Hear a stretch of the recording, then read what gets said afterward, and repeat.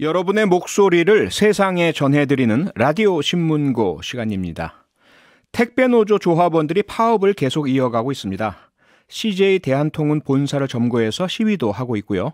본사와의 대화가 성사될 때까지는 투쟁을 멈출 수 없다는 입장인데요. 오늘 4부 라디오 신문고에서는 진경호 전국 택배노조 위원장과 직접 연결해 보겠습니다. 진경호 위원장님, 안녕하세요. 예, 안녕하세요. 네, 지금 택배노조가 계속 파업을 하고 있다라는 말씀을 제가 전해드렸는데요. 현재 택배노조원 몇 분이나 파업에 참여하고 있습니까? 택배노조 CJ 대한통운조합원 1,800명 정도가 지금 파업에 참가하고 있고요. 네. 오늘로 지금 49일째입니다. 49일째요. 하여튼 파업이 길어지면서 네. 하여튼 국민들의 불편이 가중되고 있는데요. 네.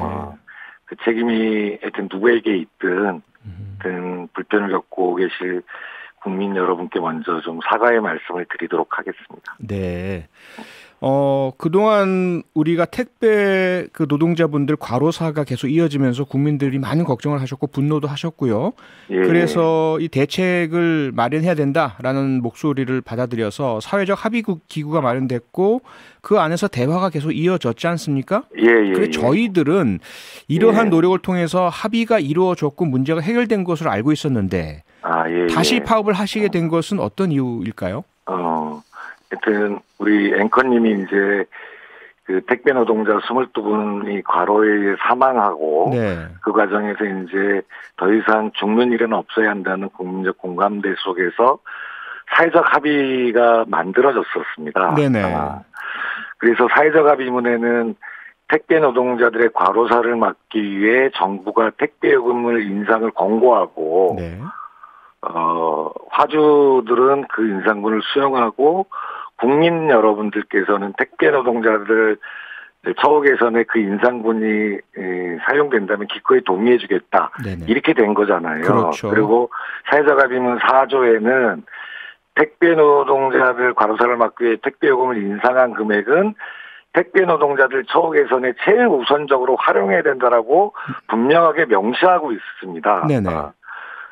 그래서 CJ가 지난 30년 동안 단 한 번도 택배 요금을 올리지 못했는데 이런 사회적 합의에 따라서 작년 4월과 올해 1월 두 차례에 걸쳐서 요금을 두 차례나 인상했어요. 그 금액만 무려 6천억이 넘습니다. 이 중에 한 30% 정도만 택배기사 분류비용 등에 사용하고 4천억 이상을 자신의 이윤으로 가져가고 있는 것. 이게 지금 현실입니다. 자본주의 사회에서 기업이 이윤을 추구하는 걸 누가 뭐라 하겠습니까? 그런데 이제 이번 건은 택배 노동자들 더 이상 과로로 죽는 일은 없어야 한다는 사회적 공감독에서 택배 요금이 인상됐는데 이윤을 추구하는 것도 최소한의 금도가 있을 텐데 택배 노동자들의 죽음을 악용해서 자신들의 이윤을 추구하는 것 너무하다. 그래서 그 4천억 가져가는 그 금액 중에 일부라도 택배기사들 정말 이 추우면 완전히 추위에 노출되고 있는데 냉난방 시설이든지 화장실 가보면 청소도 안 해가지고 난린데요. 이런 화장실 개선이라든지 이런 데 좀 더 투자해라. 이렇게 요구하고 있는 게 지금 파업 사태 핵심 원인이다. 이렇게 좀 말씀을 드리도록 하겠습니다. 네. 그러니까 연이은 20분이 넘는 택배 노동자들의 과로사로 인해서 사회적 합의가 만들어졌고 그 결과 택배 요금이 인상돼서 소비자들이 부담을 해주셨는데 그 이익의 상당 부분을 사회적 합의 약속과 달리 이 택배 회사 측에서 가져가고 실제로는 택배 노동자들의 처우를 개선하고 위험을 줄일 수 있는 투자는 제대로 안 이루어졌다. 지금도 택배 노동자의 과로와 열악한 냉난방 부족 등은 계속되고 있다. 이런 말씀이죠? 그런데 CJ 대한통운에서는 이렇게 밝히고 있습니다. 택배 요금 인상분이 140원이고 그 인상분의 절반 50% 정도가 택배기사 수수료로 돌아가고 있다. 이건 잘못된 말인가요? 그러니까 엊그제 CJ 대한통운이 2021년도 4분기 그 경영 실적을 공개했습니다. 공개했는데 작년과 올해 1월 달에 올린 택배 요금 인상분은 140원이 아니라 327원이고요. 그리고 하여튼 50%가 기사들의 수수료에 반영되고 있다는 것들은 정말 터무니없는 주장인데 네. 그래서 노동조합은 노사의 주장이 서로 다르니까 네. 국토부 등 객관적이고 좀 공신력 있는 기관에 검증을 의뢰하자. 예. 그러니까 뭐 검증 의뢰에 동의만 하면 노동조합은 즉시 파업을 풀겠다. 아하. 그래서 다시 현장에 복귀해서 네. 하여튼 우리 국민들에게 행복을 전달하는 행복 배달부로서 역할을 다하겠다라고 하고 있습니다. 네. 그래서 검증 결과가 나오면 파업을 푸는 게 아니라 예. 검증만 수용하면 네. 파업을 풀겠다는 것인데 예. 취재에 대한 돈이 왜 이를 거부하는지 저는 도대체 이해할 수가 없다. 이 말씀을 좀 꼭 드리고 싶습니다. 네. 검증만 하겠다고 하면 파업을 푸시겠다고 하는데 회사 측에서는 그 자체를 받아들이지 않고 거절하고 있다 이 말씀이죠? 예. 네. 근데 이런 문제도 또 제기가 됩니다. 이 본사, 대한통운 등의 본사와 택배 기사님들만 있는 것이 아니라 그 사이에 대리점주들이 있다. 대리점이 있다. 그런데 대리점과의 수수료에 대한 부분도 이 문제의 일부분인 것 같은데 이 택배 노동자분들과 대리점 측과는 어떤 협상이나 해결 노력이 있으십니까? 라는 질문이 있습니다. 어떻습니까? 예. 물론 이제 계약 관계가 대리점하고 돼 있기 때문에 예. 대리점하고도 저희들이 이제 협상을 하라면 네. 협상할 정보는 충분히 돼 있다라는 점을 좀 분명히 말씀드리고 싶습니다. 그런데 네. 지금 택배 요금을 인상한 곳은 CJ대한통운 본사잖아요. 네.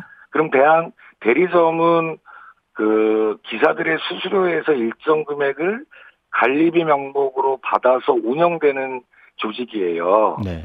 그러니까 이번 택배 요금 인상과는 하등의 문제될 관계가 없는 곳이 이제 대리점인데 아하. 그러면 형식적으로 계약 관계가 그렇게 돼 있으니까 우리가 대리점하고 그러면 협상을 할 테니까 네.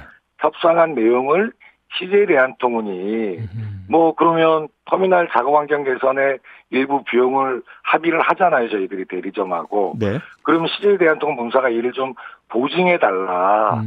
그 자금을 투자하는 곳은 본사일 것 아니겠습니까? 네네. 그래서 이걸 요구하는데 이건 또 못 해주겠다 이런 거예요. 그래서 계속 중간에 대리점 제도를 운영하면서 네. 법적 책임이나 사회적 책임을 다 대리점한테 떠넘기는 이런 원청의 행태는 네. 저는 비판받아야 마땅하다고 생각합니다. 네네. 예, 목적과 이유 또 정당성에 대한 부분들 충분히 말씀을 들었는데 이제 방법에 대해서 좀 이야기가 있습니다. 지금 CJ 대한통운 본사 점거 시위를 하고 계시고 그 과정에서 본사 직원과 물리적 충돌이 생기기도 했다는 이야기가 들리고요. 또 코로나 시국인데 이 코로나 시국에 맞지 않는 시위 형태라는 비판도 일고 있습니다. 이런 방법에 대한 비판들은 어떻게 생각하십니까? 하여튼 국민들의 질책 충분히 이해하고요. 네. 저희들이 이제 법적인 문제가 있으면 당연히 책임을 지겠다는 말씀을 분명히 이제 좀 드리겠습니다. 하여튼 그렇지만, 하여튼 2020년 이후에 CJ 대한통운에서만 7분이 과로에 숨져갔어요. 네. 그래서 이제 또 앞서도 말씀드렸지만 CJ 대한통운이 자신들의 추가 이윤을 위해서 또다시 택배 노동자들을 과로로 내몰고 있지 않습니까?